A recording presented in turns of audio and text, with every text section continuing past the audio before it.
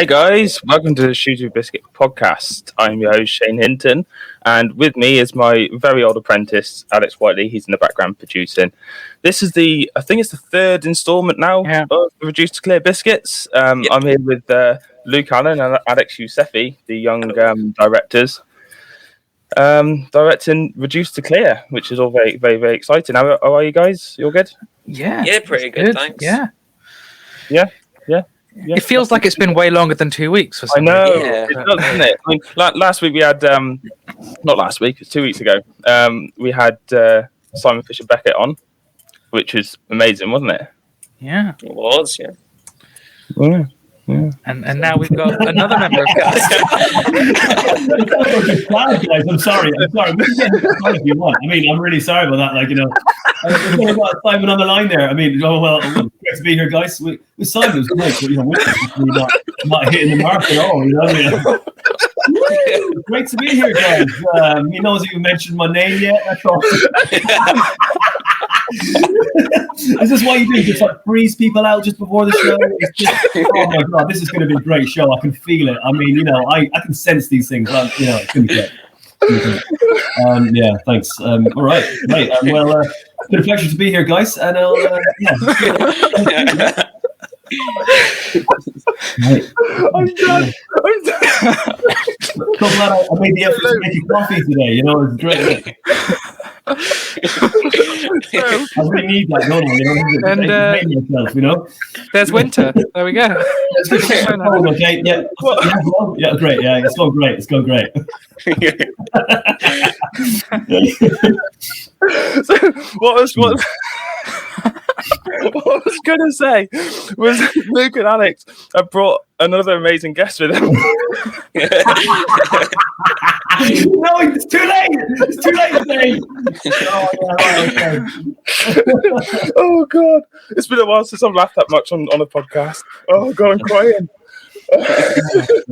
Tears now. Brilliant. That's what we wanted. That's what we want. Sadness. That's brilliant. Moment of silence. So Winter, for a start, by the way, awesome name. Because I don't. You're the only person which I've ever heard of being called Winter. So bonus points for that. So I guess the first thing we've got to talk about is how the hell did you two meet, or you guys meet? How did you find Reduced to Clear? In many ways, we haven't yet. In terms of found. This is just some random guy that jumped on the stream. It's like a bit like chat roulette, It's like, no, okay, wait, can you stop doing what you're doing there and just come on this podcast that we're doing today? Yeah, sure, no problem. Okay, fine, I'll stop that and we'll come on it. It'll be great. So basically, the truth is we haven't met yet officially. But all the Zoom stuff and we've been doing, but like I basically what happened was for me, I might just give you the full chunk now, so get ready. So basically, I started. Yeah, that's right. Here we go. So basically, I've been a comic for the last 10 years, and because of all the lockdown stuff happened, I've been doing like small acting roles and like a bit of voiceover work here and there. But didn't really pursue it fully. And when the lockdown happened, I was like, right, okay, I've got to do something. I've got to do something that kind of keeps me entertained, to stop me climbing the walls and just annoying my wife and children with like random jokes that I've started to write, give them a bit of peace. So I started pursuing the acting stuff, applied for loads and loads of stuff, applied for everything. And I've just had so much luck with things. And these guys were kind enough to send me an audition that I did, but I didn't have their script. Their script went missing. So I was like, okay, well, I kind of got. I think I'm a guy doing something in a thing, and so I was like, okay, so I had to do. I thought, just it was the last audition I had to do that day. I said, all right, I'll just do some improv and just mess about with it, So because I've done a few bits of improv in the past, and it's been really fun. And so I was like, yeah, okay, last one, a bit tired. So I'm full of anger. So let's do that. so I just channel my anger into every role. So it's like anger. I do the high emotions very well, but the subtle things not so much. Yeah, about as subtle as a brick then. Exactly. That's it. So, as a brick, as a sledgehammer, I like that. Look at me helping you with your metaphors. Teamwork, guys. We're getting there. We're just whole good team. Yeah. so Winter, I want to sort of delve into you a little bit on this podcast. So, what was young Winter like? So, where did it all sort of start? Can I swear? Am I allowed to swear? I just noticed that in the background then Alex just sort of looked up and just sort of peered over the top of the box camera like, the boss is this, we need to behave ourselves, see. So right, that's fine. That's absolutely fine. Basically, the young Winter, what was young Winter like? God, he was annoying. God, I mean, if you think I'm annoying now, you can imagine me when I was younger. I had even more energy. It was crazy. So I mean, young Winter was a bit scatterbrained, to say the least, to be fair. Had no self-awareness whatsoever, and just kind of bludgeoned on with anything that he was thought to mind, and just carried on. Didn't matter about anyone else. But now I've reached an age which is basically I'm 25 now, so I've reached that age, and thanks guys. And so I've reached this age now, any acting age 25 to 45. That's where I am now. Just that that little window, or whatever you want. So I'll do anything. So I'm in that age range as well. I'm in that sort of yeah. It feels good. I feel better. Yeah. Now that I passed that age of like caring, that I don't really have I've got self-awareness, but I don't care about anyone else anymore, which is awesome. Whereas before I used to really care, but now I realize that I don't care, and it's just liberating. It's a wonderful place to be. So yeah. Is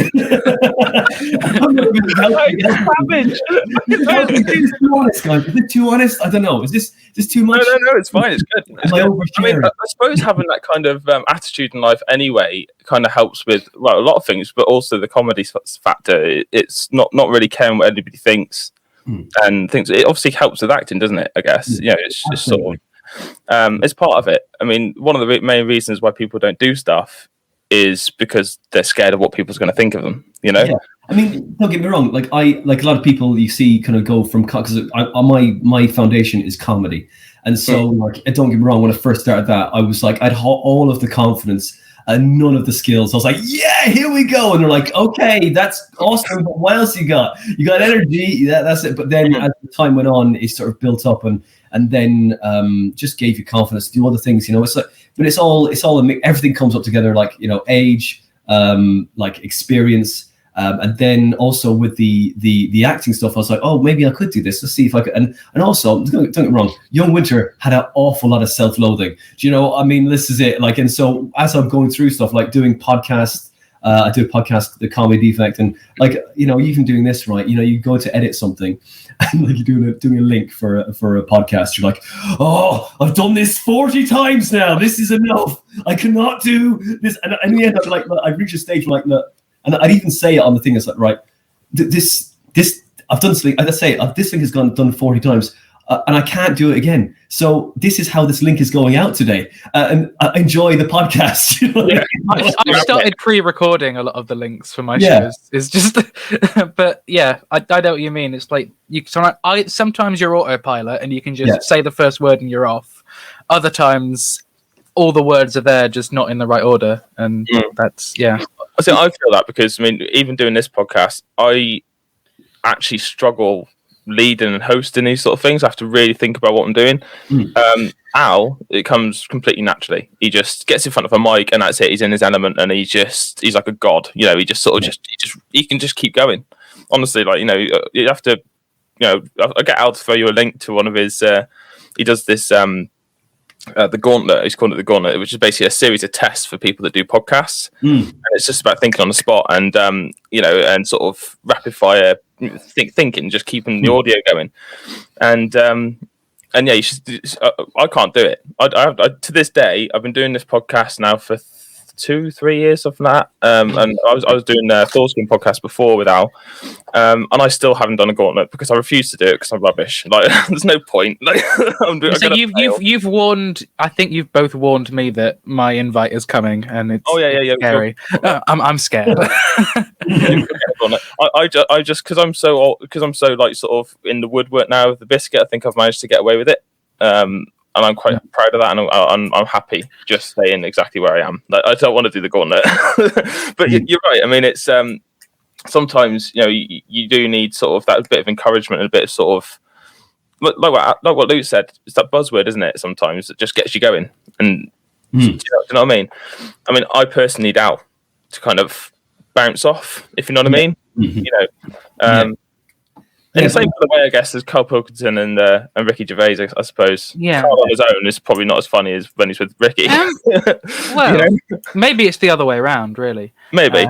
It's Carl on his own is fairly is all right and funny. As what isn't funny is the awful script we wrote that had a voiceover cameo from Carl Pilkington 2 years ago. Conman Denominator that we've mentioned several times. Sorry, I'm such in a plugging zone that I'll plug. Just crowbarring that in there subtly. I love that. Even though I know it's awful, if the opportunity is there to plug, I don't care if it's a good thing I'm plugging. I lean in closer to the mic and I go. He gets his M&S voice on, and he's like, "Common denominator." So. Winter, you're sorry, he's also not on the show right now. I'm sorry, guys. I apologize about that. Yeah. So, what? No, just going back to the beginning. It's like, who isn't on the show? We can talk about. Anyone else want to talk about? It's not on the show. That'd be amazing. Anyone else? Back to me. Great. Let's go. So obviously your main platform is comedy and stuff, and I know that one of the conversations we had before with Alex Yousefi and Luke, they were talking about how actually writing that comedy. They found it quite difficult sometimes, and sometimes they wrote these sort of comedy parts, and they were thinking, "Yeah, I saw that." Rubbish,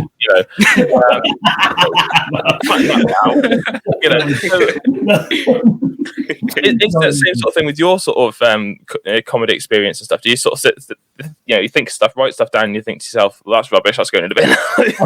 All the time, man. All the time. That's it. And like I've a great support network of people around me that kind of tell me that stuff is terrible if it really is terrible. But sometimes I don't believe them because they don't know the best thing. Like I'm talking about my wife and my kids. They go, "What do you think of this?" They go, "Terrible." And I'll try it, and it's like, actually, if you believe in it enough and you commit to it wholeheartedly and just don't give up on it, it'll be funny. You know what I mean? Like that's it. There's always a route for it, like to be funny in a certain setting or a certain amount of energy. You've maybe given it too much energy. I tell you, but when you write something the first time and you hear it said out loud, the first time that person says it is probably the best time because it's full of energy, full of belief. And then, the second time you say it, you're just overconfident because I nailed it the first time. Yeah. And then you go boom, and you're like, "Oh, whoa, why is this not happening?" Oh, because you haven't actually found where it's actually funny. You've just done it through the feeling of the moment, but you don't feel that anymore. All you feel is this uber confidence and ego that's connected to that bit. You're like, "You're gonna love this," and they can see the smugness on your face, even if you don't know it's there. It's like, yeah, you're gonna love it. So you just gotta be humble and just sort of just know your stuff inside out, man. That's it. Yeah, I mean, so Luke and Alex, I suppose. In fact, no, I'm going to throw this one to Alex because he never says anything on these podcasts. He just stays quiet in the background. He says like one sentence the entire podcast. He just sits there and looks pretty. So what was it about Winter then that sort of drew you to him for the role? Well, his emotions and his ability to do the ad lib. He didn't have the script, and then he threw us that the great improvised scene, which was nothing like how we pictured the character. Have you actually rewrote the role for to fit that now? Have you added some of his ad lib in? Yeah. It was that good, so I hope he's gonna be credited as like a co-writer. I did ask for that as well. I did actually ask for that. We're currently undecided. Yeah, I'm still not confirmed for the actual show, but like, you know, my script is fine. Oh, hold on a minute. Right. So Al's just the boss has just spoken. He's written a message. He says, you guys should all improv some angry scenarios so you can go the most crazy. oh, Well, it's going to be winter, isn't it? yeah, well, we'll see. We'll see. Alex getting his fighting face off. Like, he's like, come on then, let's have it. No swearing, right? No swearing. We'll try. Yeah, no swearing. No Yeah. swearing. So who's gonna go first then? Well, can we have some setting? Some Well, just make okay, so you are a customer coming into a shop and the person behind the till is not really paying much attention to you. And you're trying to do something that's broken and then they don't care. Okay. I'm trying to find a prop. Find a prop. Go on, Alex. It looks like you're ready. I'm not ready. Give me a minute. I'm psyching myself up. I'm thinking of stuff. I don't want to go first because otherwise it's going to make us all look rubbish. No, let him go first. Come on. Go on, Winter. You obviously got them. Yeah, you got to earn that. Or that extra credit. Okay. Work. Yeah. All right. Work, monkey boy. Work. Okay. Work. Right. So. Okay. So I bought these adjustable weights. But what it came wasn't exactly what I ordered. This is adjustable, yeah, but it's a water bottle, okay? A water bottle. It's not. It is adjustable. No, I can't even get my hand in between the handle bit. It's just my two fingers. I bought this. Okay, I did buy this off Facebook, but look, why do you even have a store if you're not going to sell us the right stuff?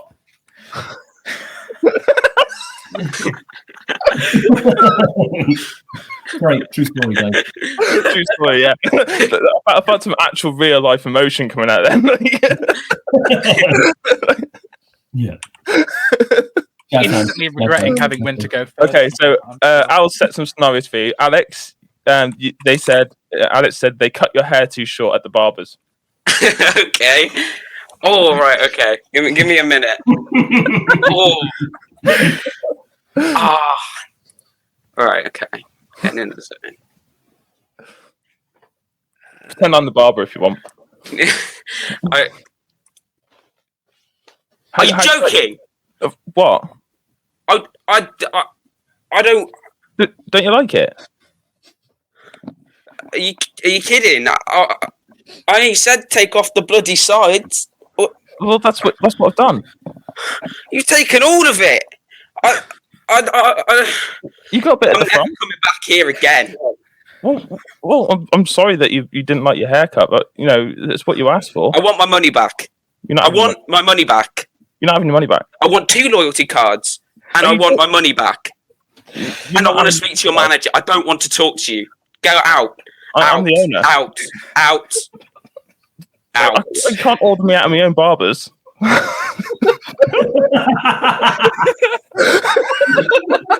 He's gone off, yeah.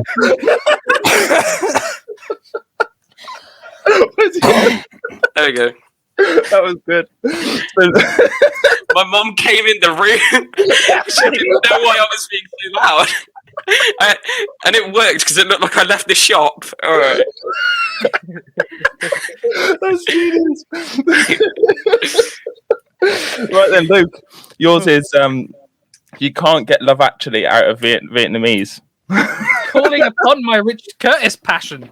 Right. Okay. Look. Right. I'll play it short and simple. Love Actually.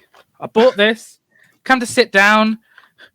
Got the popcorn, got everything else, and I couldn't understand a bloody word. Now, look, I've got other movies. All right, I've got About Time. I've got another About Time. I've got too many About Times, but this, I need to know what they're saying. How else How else will I understand? Have you tried putting it to English? What? Have you tried putting it to English? It's Vietnamese. Well, yeah, change the setting to English. Have you turned it off and on again? Is that not your job? Is it not your job to put this to English? Unfortunately, I can't control your remote from here. Well, maybe you should learn to. I'm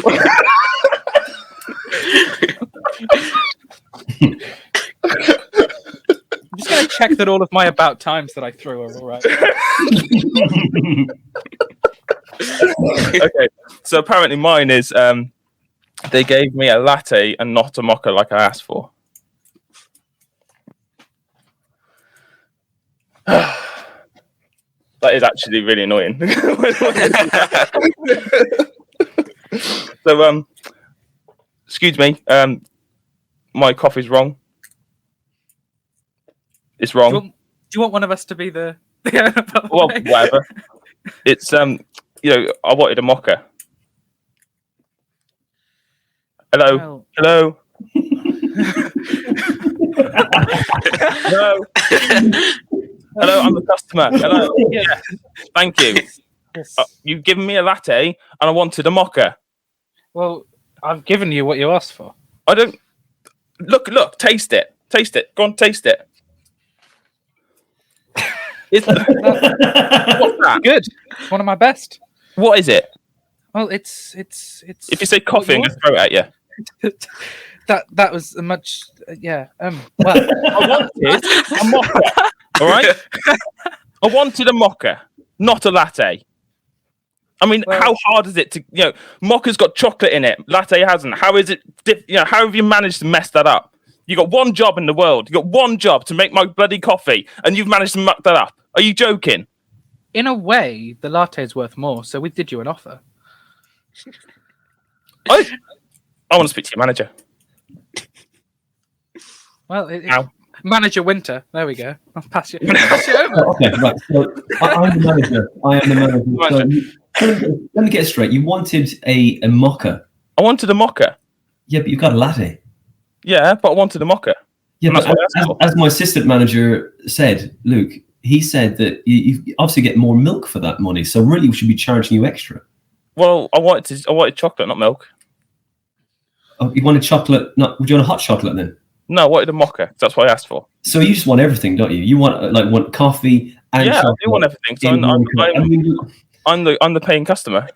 You just seem like someone that's never going to be happy. I mean, I think you should just lower your expectations in life, mate. This is what it is. It's like, look, you just gotta. This is the beginning. This is a start. This is a learning moment for you. Okay, you just gotta think of this, right? Just one thing at a time. Don't try and rush these things. Coffee and chocolate in one cup. We could do that. Yeah. But I think it's too much for you. I'm sorry to butt in here. I'm his carer. I come with him into places to look after him. Yeah. He doesn't quite understand the world. I wanted a mocha. All right, calm down. Okay, come on. We'll get you back. I want a mocha.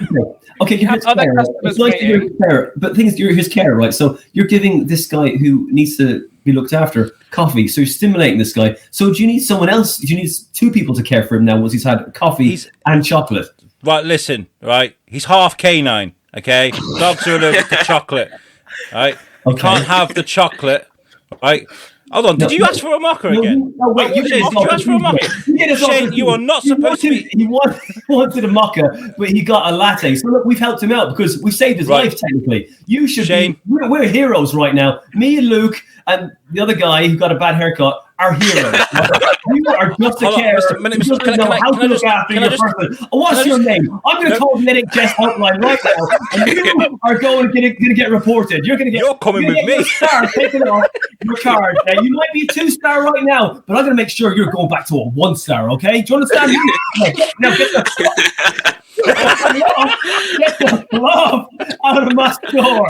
Yeah, I think Luke up top. Boom. There we go. Nailed that. There we go. Shane, get back in the car. I'm not taking you anywhere ever again. Alex out. And that is why Winter is better at comedy than I. Yeah. Oh, that was funny. I I've actually got a sweat on now. My blood pressure actually rose then when I was, doing that. See, you didn't even need the coffee. You didn't even need the coffee. That's what it is. I know. That's right. I mean, while we're talking coffee, random question: Costa or Starbucks, Winter? You know what? Costa in my heart, but Starbucks in my mouth. That sounds so weird. And it wasn't meant to be dirty, but that's how you took it. I'm sorry, guys. Look, Alex, I'm sorry. Look, I'm sorry. Can that not be today's episode title? Costa in my heart, but Starbucks in my mouth. That's got to be on there. Al, you got to put that on the description, all right? When you upload it, that quote's got to be on there. Costa in my heart. What about you, Shane? In my mouth. Costa or Starbucks? I'm a Starbucks man. I'm on Costa. What about you, Luke? Come on. I'm probably Starbucks, but I'm such a cheapskate. I rarely go out and have coffee anyway that I don't have much of an opinion.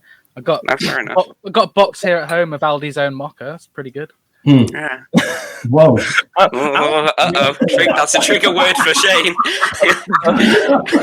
Honestly, when I get sent to Aldi, right? When my sister sends me to Aldi, she gives me the exact money that I need to get the stuff that I want to need to buy. Because if I go anywhere near the middle aisle in Aldi, game over. Game over. I'm in debt. I'm in debt straight away. Done. You know, it's your fishing rod, your DVD, your books, trombone, and a beanbag. So yeah, get everything that you need. It's but the thing is, I don't even need this stuff. I just buy it because it's just like, well, that's cheap. Yeah. Where else are you going to get a reasonably priced donkey?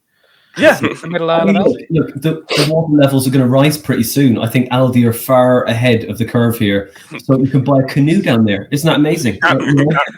So, I'm ready, guys. I've got. Oh God, you're laughing at me now buying a canoe when I just went in for coffee. But in 20 years' time, when I'm very feeble and old, I'm going to be in a canoe and I will drown in a cool way. And my canoe has got cup holders, so. That would be amazing. Well, actually, we won't have a drive-thru anymore. We'll have a canoe-through and Starbucks. We're like, thank you very much. Oh, this is great. Now, where do I go for a piss? In my canoe. Wonderful. I'm single. This is great. So I have to do Eskimo roll. Can we say Eskimo roll now, or is it like actual? Is it in roll now? I don't know. Is that allowed? I don't know. I can't keep up. So is it just roll? Maybe it's just roll. Just do a roll. Yeah, that's probably just what it is. Okay, right. Well, cut that out. So here we are with Winter, the racist. He didn't pre-plan it. I'm gonna have my moment on loose women soon, maybe. Sorry, it's a reference to something a woman on Loose Woman said. Is there a difference between casual racism or racism? That's what it is. I think they're both racist. Is what it is. So yeah, racism. So anyway, it's been great to be here, guys. That is wonderful. Anything else? Alex is just like, you can replace. Hey, yes, you can replace Piers Morgan. This is. I think that's a compliment. I will take that as a compliment. So let's steer this back to the film and yourselves. By the way, that whole tangent was just brilliant. I love that. Things. It's much better to just ad lib it and just wing it. That's my opinion, anyway. But might just need to have a bit of a rest first. Luke's letting me lie down. I hope as long as you're just resting down there, that's okay. Yeah. Are you okay? Do you need? Are you choking or anything? He goes both hands above. Yeah. Do you need an adult? Well, yeah. So Winter, obviously, I assume you've read the script now. After you They haven't sent me the script yet. They said we loved your ad lib stuff. I was like, that's great. I haven't sent me an actual script yet. I mean, I'm okay with full frontal nudity. That is absolutely fine. I'm not a problem with that. As long as there's nudity in this, I'm in, right? If there's if there is no nudity, I don't want to do it. That's all I'll say, right? Is that okay? I'm gonna Daniel Radcliffe. I want to follow that sort of thing. So I'm gonna be jumping onto it's a stage, right? It's stage production, isn't it? I guess we could rewrite your bit again. Again? Do I have a large part? That's what I want to know. Do I have a large part in this?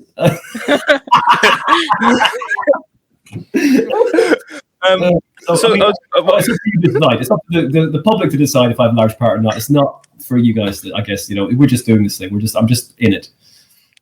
I'll have it. You're just in it up. Take part that counts, isn't it? Connected to that part. It's the effort. It's the fusion. So, what did you think of the script then? Assuming you actually genuinely read it. No, I generally, I just no. Actually, no, I haven't. I actually don't have a script. Guys, come on. No, they did. I'm sure they sent it to me. I think it's probably in the bin somewhere. I'll get it in a minute. I'm gonna blame Alex for that one. No, it's fine. No, actually, the script was really fun. I have read it. It was really fun, and I just had to rewrite the whole thing, and it was great. No, honestly, no. The script is really, really fun. I said when I first read it through it, I said, guys, it's a really funny script, and it looks like a lot of fun to do. And I did make a couple of changes to my bit, and they were like, "We will talk about the co-writing credit." We'll talk about it. Claim as a dad going, we'll see. Just sign the contract, Winter. I can just sign. We'll send you over to our production manager. You are. Yeah, that's it. Yeah, that's right. Yeah, I'm not the person to deal with that. There's a special person to deal with that. He's my assistant. Yeah, he's off today. COVID. It's going to be hard to get the email back to you because we're having it shipped over to China where they type the emails cheaper. So. So this email will be ethically sourced. Well, when I get it. So yeah. That's another good title. This email will be ethically sourced. I'm gonna put that in my email signatures at work now. Is it too much work for Al? Because I did this with one of my shows once, where we did no description for this episode, just quotes, and it was just like a long list of different quotes that could be possible titles. And I think we should drag Al into doing that. That's it. Al does what he wants. He doesn't take orders. He is the order. We get Victor to be angry on him until Oh, okay. Al just said in the private chat that he's the daddy, so I'm not quite sure how to take that, if I'm honest. Right. But you see, if this bit stays in, the listeners will be disappointed that they don't get what we're asking for. So you've got the listeners to, Yeah. So it's down to the public vote, I suppose. Yeah, drop the biscuit in a message and let us know if you want quotes or descriptions. So, Winter, you're saying that you've been picking up bits of sort of bits of work here and there during COVID and stuff, because obviously this whole kind of field, I suppose, has been massively impacted, hasn't it, with regards to it's been absolutely devastated. But it's been crushed. It's been like, that's the kind of sad thing, really, because comedy is such a ephemeral thing, and like it happens and it's gone, and like that momentum of just doing that consistently and just connecting with other audiences around the place, and just I've traveled all over doing comedy, and I just enjoyed it so much. I've been Japan, Germany, Brussels, Belgium, of course, Belgium, and so like all these kind of like Barcelona, all these places I've been in, and it's just been so fun to do, and you get to see so many places and so many different audiences, and like when that went, it's just such a weird thing you feel like just like you're cut off, you're like lost in space. Like, okay, what do I do with my time?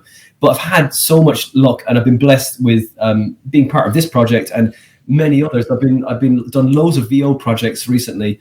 I've got some on the tools stuff, which is like the tool builder short sketches and stuff. And about 2 years ago, I just did one recently. I did one 2 days ago, and for the April Fool's sketches, and it finished at 5. And I had a 10-page voiceover to record at 7, and so I had to get from Tamworth down home to record this voiceover at home, and I was like, oh man, it was just like, I was like, white knuckle rise, like, there better not be an accident, the potential one that I'm going to cause, you know. So I'm just like, here we go. But yeah, I've had so much luck, and a couple of things I've been in. I did some voice stuff for a production, which is a short sci-fi film, and called Counterproductive, and it won the LA short sci-fi film section this year, and they've been taking it around the place, and it's been doing great. And I'm like, oh, it's just such a gift and a bit of luck to be involved with some people that are so passionate about what they do and just get their stuff out there. And just, I say, they're all lottery tickets really. And if you love doing it, hey, look, you know, it's kind of free lottery tickets. So you just kind of get to do what you love. So this is it's a second string to my bow that, you know, kind of all this stuff comes up together. I started in comedy, and this really just it's just another skill which they both feed off each other and both solidify each skill. I was gonna ask about stand-up, and obviously when you go up on stage to do stand-up, you own that audience, right? You buzz off that feeling you get, and it requires quite a bit of momentum. I worked for a while with Lucy Orchard. She's an up-and-coming comedian. She's very, very funny. And we worked, the You Suck network I've got, we worked with Joke Pit for just over a year. We sort of streamed on there. Now, like I found it really difficult when I did sit through a lot of as if it was really painful. You know, I did sit and watch a few of these StreamYard type gigs that go on till late in the night, and it's a very difficult because you're not getting a laugh, you're getting comedians judging each other. It's essentially what it is, right?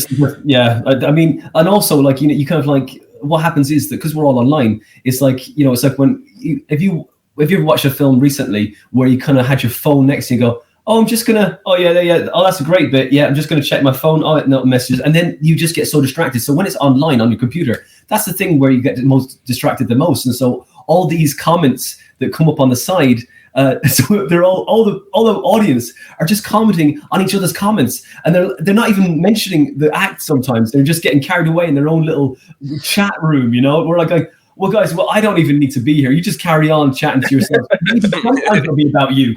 Maybe it'll be about you, but more often than not, it's just about them. Like, oh, how you doing, Tracy? Yeah, good. Yeah. What? You got a cup of tea? Yeah, it's great. Oh, I'm having a glass of wine. Oh, that's lovely. Like, guys, I'm right here. Here. Delivering you these notes, and you're like talking about what you're drinking. It's like, you know, whatever it is, or, you know, that's it. But that's the social thing about it now. When it's live, as you say, with the stream thing, it's so disconnected that they need to have a little bit of anxiety or stress, the fact that they might get talked to if they're in a room with the comic because they're not paying attention. You know, it's like that, oh, I'm talking, you know, it's like, oh, better be quiet. And there's that little bit they're all one homunculus. You can read the audience better, can't you, as well? Because you can actually see them. And the atmosphere as well. I could get the atmosphere. It's true. I was saying before we started recording, I was saying to the lads there, I've done a couple of live stuff online, and it was the first thing we did was with StreamYard, and there was no audience feedback. It was really tough. We did my 20 minutes, but it was just like, oh man, there was no back and forth. But I did a charity one. They had it on Zoom, and it was a bit more interactive. You could hear the audience, but halfway through my set, I hadn't gigged for a while, and I was like, because I had a gig in between when the lockdown eased and then it started again, and I had one online and it was going great for 10 minutes, and I was like, then it was after 10 minutes, I was like, what's going on? There's no laughter here. What's happening? Anyway, I carried on, didn't mention it, and so I was like, right, and then finished, and you know, I'm in my house still, so I kind of made myself a cup of tea. Next day I get an email saying, oh, we loved your set, but it's a shame that halfway through we lost your connection. And I was like, oh, thank God. I thought I was just rusty as hell because I was bringing it home. I was like, that's 10 minutes, bringing in the big guns. Here we go. Finish on a high. Nothing. I was like, thank you. I was like, oh, okay, great, guys. This is just. I'll see myself out. Jazz hands, I'm out, you know, but it was just. It's a different animal. And I think sometimes I've said this before on my own podcast. I said, look, when I interview comedians, I say, have you done many online gigs? And I said, you know, it feels like it's like stripping without the money, and also like, you're kind of like just doing the thing, and you're just there, and it's like watching.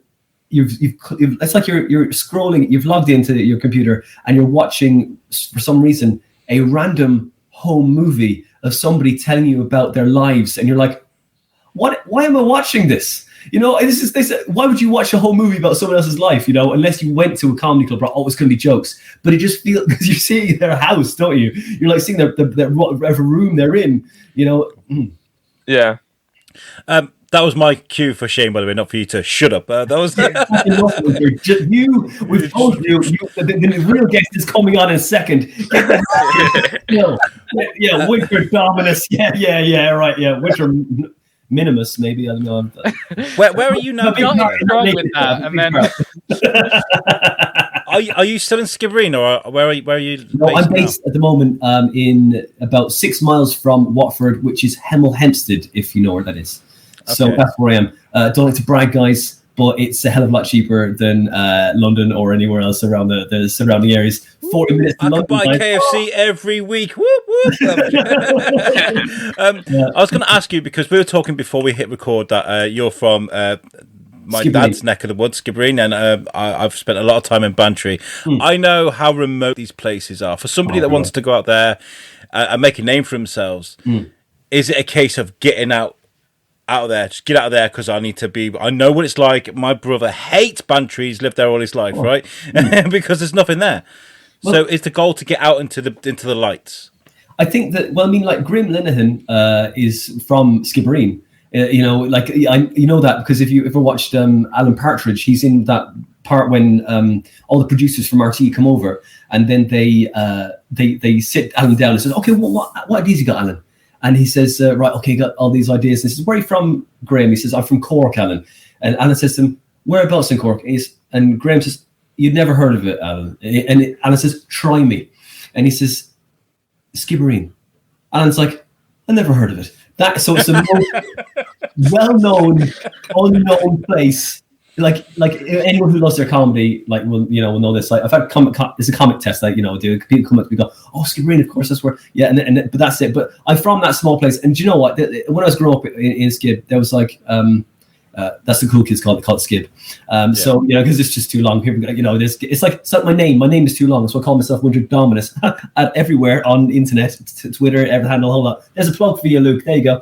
It was your idea to come on with our Twitter app. Yeah, I know, but that's mine. It's mine. No, that's good, mate. It's good. No, was it like yours is a lot better than mine that I created when I was like. Alex didn't get that memo, clearly. No, it was you had trouble getting in, didn't you? I had trouble getting it. I tried joining. And then obviously I was waiting to get let in, and then something happened, so I had to rejoin, and then I couldn't even pick my name then, so I just went with it. But it's fine.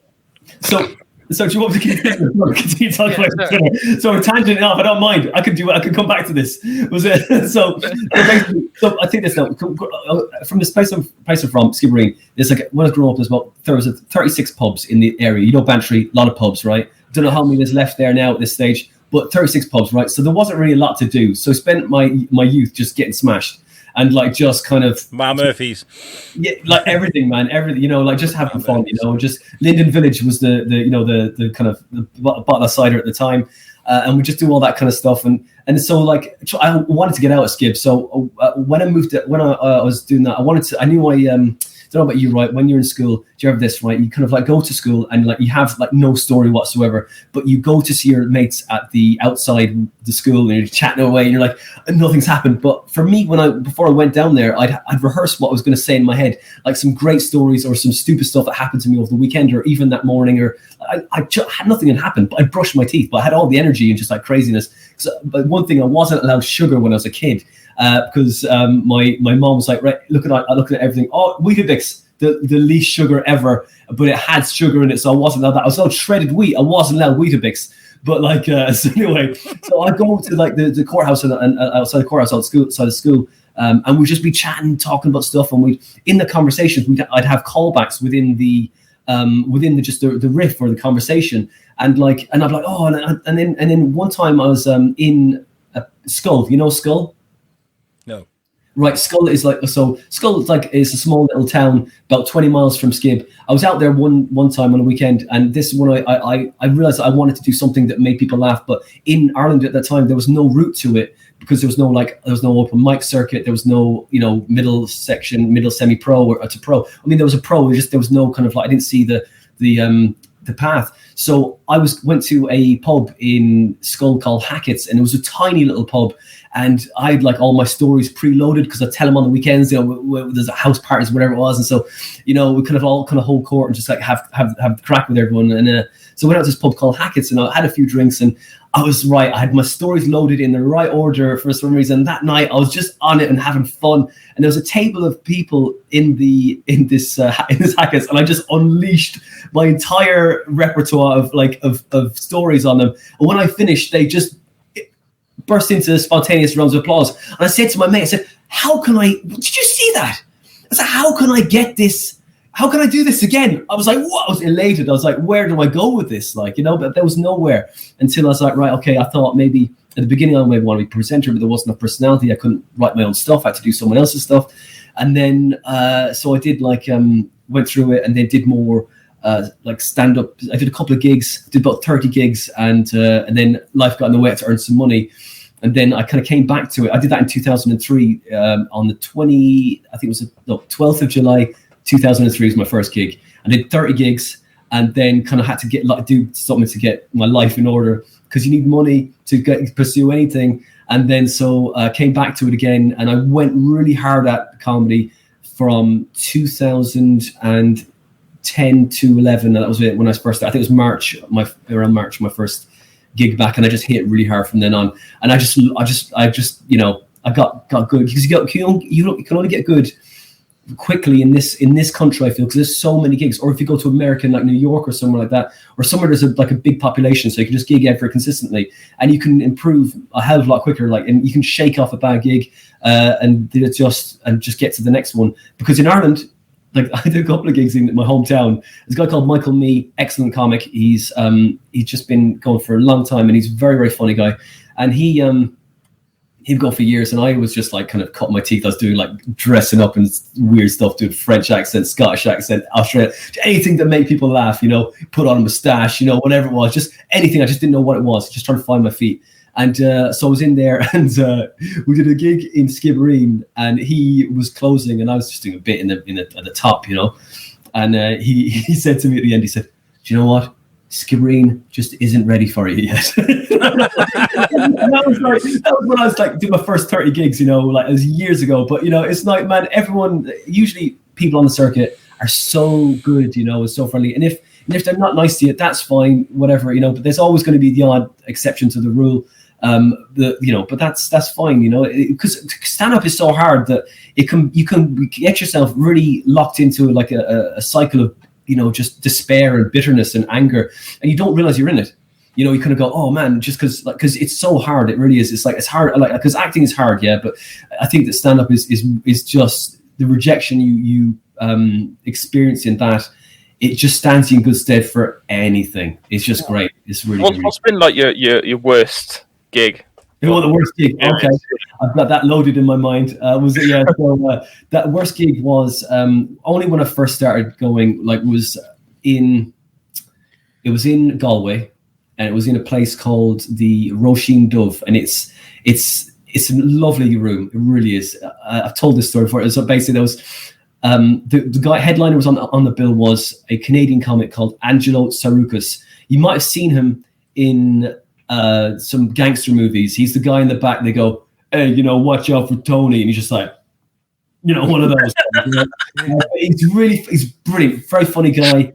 Carl Spain was emceeing, amazing MC, and just was like, I was like, I've got to follow the MC. You know, I was like, oh, so new that I didn't realize that they were doing something different to me. And the middle acts were great. The opening act, I can't remember the opening act, but the places at a really small little pub. It used to be kind of connected, called the Laughter Lounge, connected to the Laughter Lounge in Dublin, but it's called Roisin Dove.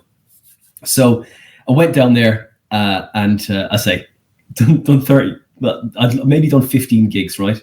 I was doing the middle 5, and you get at the beginning, you kind of ape your influences, like, you know, and I was going through a very much Bill Hicks phase, you know, and it was so I had a little suit jacket on. Look, man, when I wear a suit jacket, I'm not a big dude. I'm like 5'7". I look like I'm a magician. Do you know what I mean? That's what it is. So I was like, or a little waiter. Do you know what I mean? So I went on, suit jacket on. My stuff wasn't Bill Hicks's stuff, but you could really smell the influence off of it. You know, I was all my own jokes, but you could smell that kind of that theme. So anyway. So I went up onto it. It was a packed little room. It's tiny. It's 80 people. And those people sitting on people's laps. It was that busy. It's a really high stage. And like anything that you're not used to, like, I mean, I was just used to like standing on like, you know, kind of really low stages. And a high stage, it just threw me. Like, so I had a high stage. Everyone was smashing it. I had like my influences, we could like just see what I've been listening to recently. And just like that kind of like anger that maybe wasn't necessarily me on stage. It was, and then also the suit jacket. And also, like, I tell you what, my name, Winter, is a lot to choke down when someone hears that over the mic, you know. And welcome to the stage, Winter Foenander. It's like, okay, well, Winter is a lot. And Foenander is just too much. You know, like, oh, Winter, enough already. This guy's got a weird name. So making a name for myself wasn't hard. Is getting rid of the name for myself is a lot easier. So basically, I was there, and so went onto the stage, walked on. They applauded me on. That was great. Anyway, got onto the stage, which felt like, you know, at the top of a trapeze in Cirque du Soleil.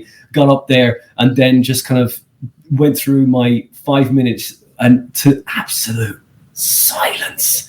There was I could hear people's stomachs digesting food. It was that quiet. Do you know what I mean?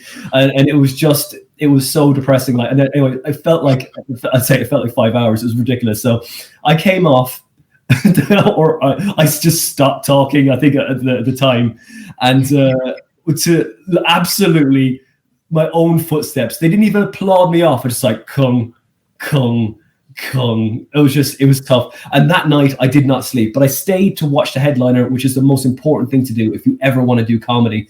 Watch the headliner, watch what he does, even if it's with a bad room. Because at the beginning you're like, okay, I didn't do well. I'll go home and, you know, hang my head in shame. Stay and watch what the headliner does, because it's the most the best schooling you will get from any comedy night, because they're so experienced, and talk to them. And even if you're hanging your head in shame, they've been there as well. So go, look, I know, look, be honest. So I said to them, so look, I know that wasn't great. What do I do? And they said to me, just keep gigging.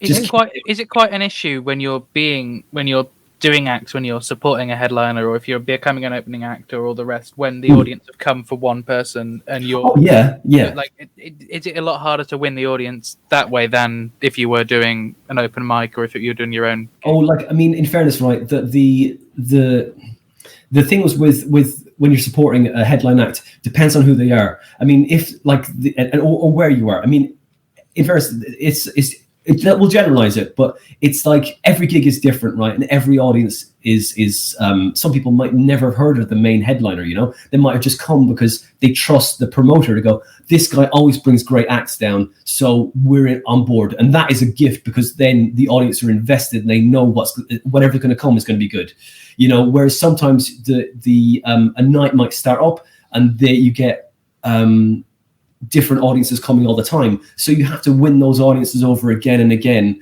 and it might be a little bit more difficult to crack them. But if you're a good opener, yeah, that's not a problem. Yeah, you just kind of do your stuff and hope and you know, and just sell it as best you can, and you know, and then you're just all. It's all, everyone says, the headliner is the main event, but really it's all part of a team, you know. The opener has to do well. The middle acts have to bring their best stuff, hopefully, you know, if you've treated them right and you've paid them money to come. And then the MC has to do a great job as well. Hopefully the MC is connected with them. And like, it's just, it's also, it's an all a team effort, right? I'll tell you one gig before move off onto what we're talking about, the reduced to clear. This has gone off on me, but like, basically, like, I did a gig in Plymouth, right? And it doesn't happen often when you have a moment when everyone does so good. Like, sometimes some people might not hit the mark. It's a live performance. basically I was emceeing down in Plymouth. There was a really lovely gig in V-Bar. I was having a great time, such a lovely room. I'm really enjoying it, really, really fun. And then the opening act did great. The middle acts did great. The headliner, a guy called Sean Mio, is brilliant. He's been on the circuit for 30 years. He's excellent. And you could feel the electricity at that gig. And it was just like everyone was walking out going, well, we saw something tonight. And you do not get that regularly. You don't. People might have a good night, but you don't get it when it's consistently amazing. You know, I was emceeing, so it's going to be great. But you know, but that's it. You don't. I mean, it's everyone thinks that. Oh, you know, it's always, but it's not always the case. But you know, you always learn. You just, as I say, you don't die as much as you go, but you die with grace. And it's like aging. You hopefully age gracefully and don't try to get loads of Botox to make you look like a mannequin. Yeah. So Winter, I mean, we got to finish up soon, but so obviously reduce clear is going to be like, you know, world famous. It's going to make loads of money and it's going to set you up for life, of course. Damn right, man. That's what I'm hoping for. So, I mean, you know, all the way, man. That's it. I'm gonna get myself out there. It's all about exposure, baby. Obviously, no pressure, Alex and Luke. You know, you got to. There's a lot of lives. We're not paying him for nothing. You better not pay me. I want that. I'll just point to something else because I completely forgot about that. You guys have been doing really, really well, haven't you, with regards to the crowdfunding? Yeah, we have surpassed a grand. It actually happened in a perfect way to smoothly add it to my own self-promotion. It happened. I checked the email came through that we'd passed a grand whilst I was currently recording an episode of my new podcast series, Love Rosie podcast, analyzing the 2014 film Love Rosie 5 minutes at a time. But I was recording that with my co-host Ellen, and we were just midway through doing something. I went to Google something, and up this ping came. So I do genuinely have like the recording of me suddenly going, we've just had £120 donation and now we've hit a grand. And it's just like, it was such a lovely surprise. And then I like called up Alex straight away and I was like, we've done that. I mean, it's still running. I think it's still running when they're listening to this. So I mean, what was the target initially? The original target, minimum was 750. So wow. We're already greater than we expected. And we've got some lovely perks available. If people want to keep donating, we've got stuff there. And yeah. What are the pictures? Wrong show. What is it, Shane? What did I say? That's in your mind. That's in your mind, man. That's in your. I understand it. I just see a picture. Anything else? Can't prove it.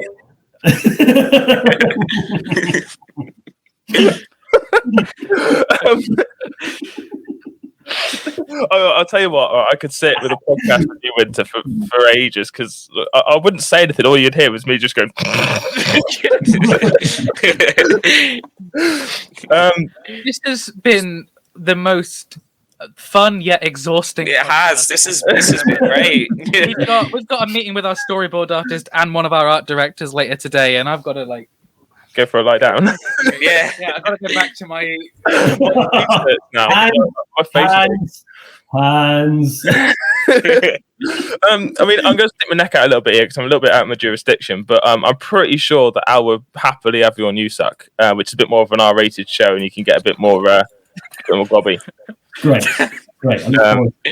You say you're a podcaster, yeah? Yes. Which means you can run the gauntlet. Yes. Oh yeah, here we go. I will be in touch after this show. Right, I look forward to it. Podstars coming on Podstars, baby. That's great. Yeah, it's the Podstars is a very good show.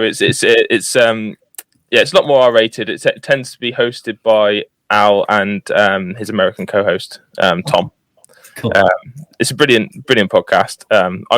It used to be Thorskin and then drafted over to You Suck, and then I got drafted into the Biscuit podcast, and then I'm like the unwanted child of Thorskin that nobody wants anymore, and they just sidelined me back into Biscuit. So. Do the gauntlet and prove you That's it. We like wordsmiths. I don't need to do the gauntlet. I'm old school now. Part of the furniture. Yeah, Shane. Don't go anywhere. Like a commode, right? Why don't you tell people about our website, Shane? Oh, why did you get me to do this? I always get it wrong. finish. Oh, I was about to do. Why'd you do that?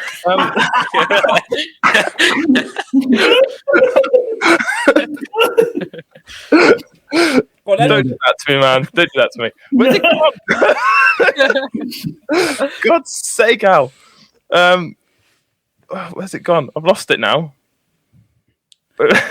So anyway, guys, you can find our content on Podbean, Spotify, YouTube, pretty much everywhere. I'm pretty sure if you ask Alexa as well as now, I'm pretty sure you can get it on Alexa as well. Yes. But if you can't find it on any of them, we do have a website, which is the shrewsburybiscuitpodcast.co.uk, which has been made by our lovely friends at Web Orchard. So if you do need a website, anybody, give Web Orchard a call, because they're pretty awesome. They've actually done the Biscuit Podcast website and USAC for us, and they're good guys, really good guys. Is that all right, boss? Is that all right for you? Yeah. Let's give everyone else a chance to plug their stuff as well. Winter, where can people find you?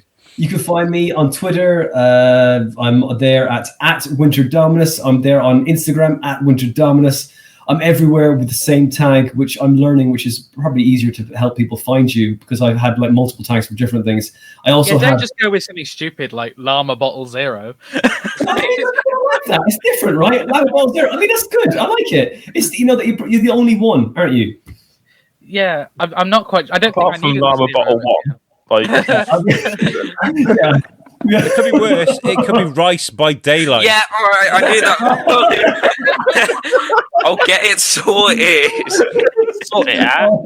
I've been meaning to change mine for ages. Then I plugged it on so many podcasts, and I've got it on 500 business cards. It's like, well, that's sticking. Yeah. But anyway, I've just intruded Winter's plug. Yeah, that's fine. I mean, do you want to plug anything in my plugging moment? Do you want to do that? I mean, it's your thing now, Luke, isn't it? It's your thing. You're just going to plug things over other people's plugs. At Love Rosie Pod on Facebook, Twitter, and Instagram.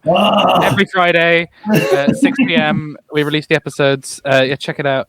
Okay, well that's my time. Okay, so basically, you can find me all those places at Winter Dominus, Instagram, Twitter. I'm on YouTube as well. I'm there as some other weird thing. So, but it's at Winter Dominus. But I also have a podcast called it's nothing to do with Luke. It's The Comedy Defect is what it is. The Comedy Defect. I interview loads of different comics on there, and just kind of try to get a little bit more out of them, who they are and where they come from, rather than just the same kind of generic questions of like, how do you think of your jokes? Do you know, that kind of thing. I try to kind of find a vein of to an interesting vein to kind of tangent off to. But yeah, it's been really fun. Yeah. Go on in, Alex.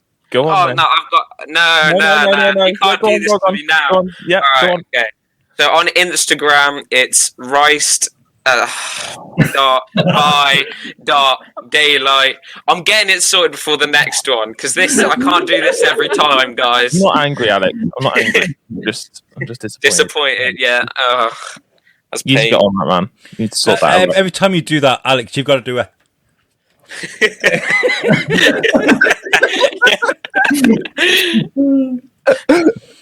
Al, you got anything you want to plug or anything you want to add? Yeah, I just want to say that we are a registered CIC now. We're a proper business, The Biscuit. We're looking for sponsors.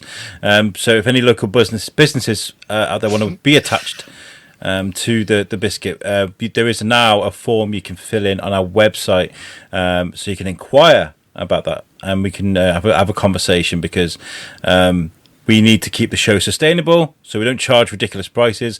But there is an opportunity for you to advertise your business on all of the shows that we do at The Biscuit. We want to help you guys, so please get in touch. Yeah, and with it being a CRC, the money doesn't go into our pockets to give Alice Mackey's breakfast. Well, that's what sustainable means, Shane. Shut up, Whiteley. Shut up, Whitley. Right, take us out, Shane. Speaking out of me, guys. Right in. Where's the thing? Where's the thingy? Where's the thing? I'm just going to sit back. It's called...